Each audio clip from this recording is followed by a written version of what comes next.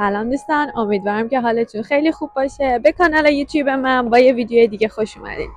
من سمین هستم و از اونجایی که میدونین یه چالش رو با هم شروع کردیم برای ساختن یک سبک زندگی سالم و توی این ویدیو میخوام به یکی از سوالهای پرتکرار شما جواب بدم: بهترین ورزش برای چربی سوزی و اینکه چجوری بتونیم چربی سوزی بیشتری توی این چالش و کلا در این سبک زندگیمون داشته باشیم. خب میتونم بگم که بهترین راه برای چربی سوزی و بهترین ورزش برای کاهش وزن هم کاری هستش که من دارم الان انجام میدم: راه رفتن و پیاده روی. ولی خب خیلی از ماها نمیخوایم اینو قبول کنیم و یا اینکه درکش برامون سخته. چرا؟ چون بهمون گفتن که برای کاهش وزن یا لاغر شدن همیشه باید کارهای سخت انجام بدیم.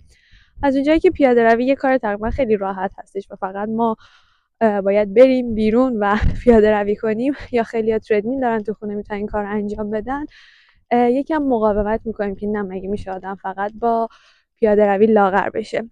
بحث اینه که طی تحقیقاتی که انجام شده نشون داده که پیاده روی وقتی شما میان مثلا خیلی اکتیویتی لایتی هستش، یعنی در واقع یک فعالیت راحتی هستش و سبکه، تنها سوختی که بدن شما در حین پیاده روی استفاده میکنه ذخایر چربی شما هستش.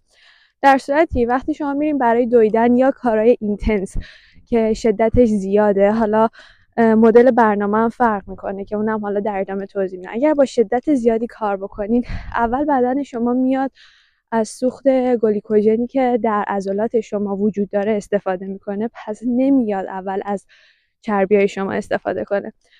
حالا یه بحث دیگه ای داریم بهش میگن که زون 2 کاردیو، که معمولا وقتی ضربان قلب شما یه چیزی حدود بین 140 هستش، این باعث میشه که یعنی در واقع یک فعالیت هوازی و طولانی مدت انجام بدین و توانایی اینو داشته باشین که صحبت هم بکنید، یعنی دویدن، جاگینگ که مثلا سرعتتون خیلی زیاد نیست، فشارش زیاد نیست، اون هم به چربی سوزی خیلی کمک میکنه. حالا بحث اصلی ما امروز راه رفتنه، یه کاری که همه میتونن انجام بدن و خیلی راحته. اینجایی که پیاده روی کار راحتیه، شما فقط نیاز دارین انگیزه اینو داشته باشین که تصمیم بگیرین برین از خونه بیرون و شروع کنین به پیاده روی کردن. توی این ویدیو میخوام بهتون راهکارهایی بگم که باعث بشه که شما تایم بیشتری رو پیاده روی کنید.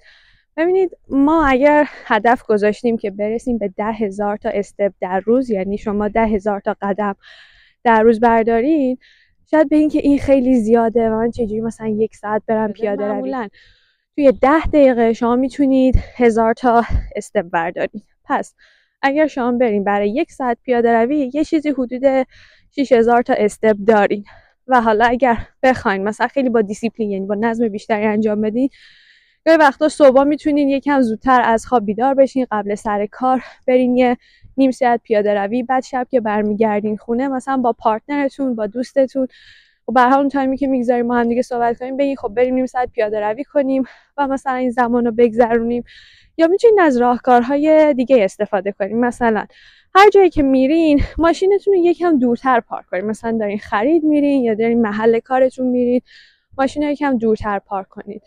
یا مورد دیگه ای که میشه گفت، مثلا حتی شما دارین این بدنسازی، بین ستایی که دارین وزنه میزنین، به جای اینکه سرتون تو گوشیتون باشه و گوشیتون رو نگاه کنین، بین اون ستا برین آبتون رو پر کنین. همین قدمای کوچیک باعث میشه که تعداد استپ های شما در طول روز بیشتر بشه. انجام بدین. مثلا وقتی سر کار هستین، توی پشت میزتون نشستین، برای خودتون یه تایمایی بذارین، یه وقفه هایی ایجاد کنین، بگین اوکی الان مثلا میرم چای درست میکنم، یا الان میخوام برم قهوه بخورم، یا الان مثلا میرم یکم قدم میزنم، یکم مثلا از سر جام بلند شم. همه این تغییرات کوچیک باعث میشه که در مجموع شما قدم های بیشتری در طول روز بردارید. از هدف اصلی اینه که بگم واقعا برای اینکه یک فعالیت رو شروع کنید که به کاهش وزنتون کمک کنه، نیازی نیست یک کار وحشتناک و یک کار خیلی سختی انجام بدید.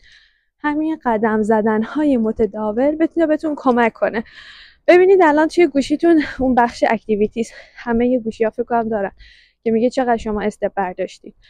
بعد ببینید استپایی که توی هفته اخیر برداشتین چقدر. اگه 2000 تا بوده، هدفتون این باشه این هفته بشه 5000 تا. اگه 5000 تا بوده، هدفتون این باشه که هر روز مثلا بیشتر بشه 7000 تا. فقط 2000 تا بیشتر، و این 2000 تا بیشتر با این راهکارهایی که بهتون گفتم راحت میشه که انجامش داد. و بعد برای کاهش وزن اگر بتونید اونو برسونید به روزی 10,000 تا و بعد 15,000 تا و یه عادت شما باشه که روزی 15,000 قدم بردارین، یه چیزی میشه حدود 2 ساعت خورده پیاده روی. و اگه بتونین وقفه‌هایی که گفتم رو ایجاد کنین، اینطوری نیستی که فکر کنین 2 ساعت برین از خونه بیرون راه برید. مثلا خود من کاری که میکنم الان، مثلا قراره برم که ایستگاه قطار، یه مسیر هست خیلی نزدیکه و من گفتم خب کارمو کردم، از یه مسیر دورتر میرم که دور بزنم و قدم‌های بیشتری داشته باشم. این کار انجام بدین. توی هفته آینده سعی کنید هر روز تعداد قدم هاتون رو بیشتر کنید و بهتون قول میدم که تاثیرش رو به زودی زود میبینید. یادم رفت بگم این چالش رو من شروع کردم، بهش میگن چالش 75 روزه.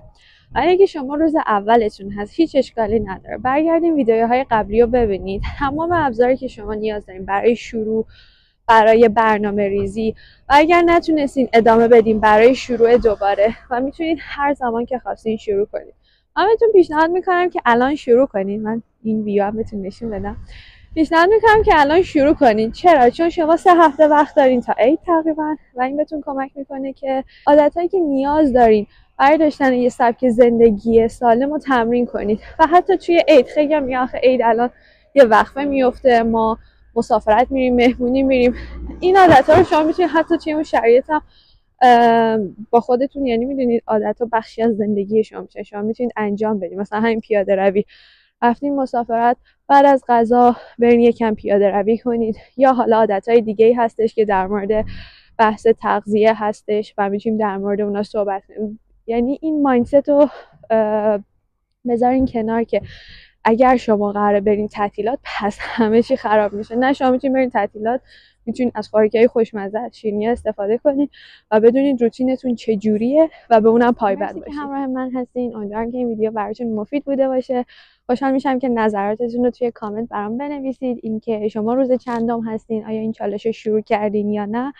و اگر هم ویدیو براتون مفید بود، برای دوستان و عزیزانتون بفرستین که افراد بیشتری همراه ما بشن و با همدیگه این مسیر ساختن سبک زندگی سالم رو پیش ببرید.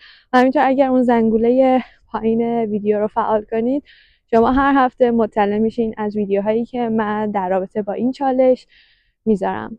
و تا ویدیو بعدی، تا هفته بعدی، فعلا خدا نگهدار.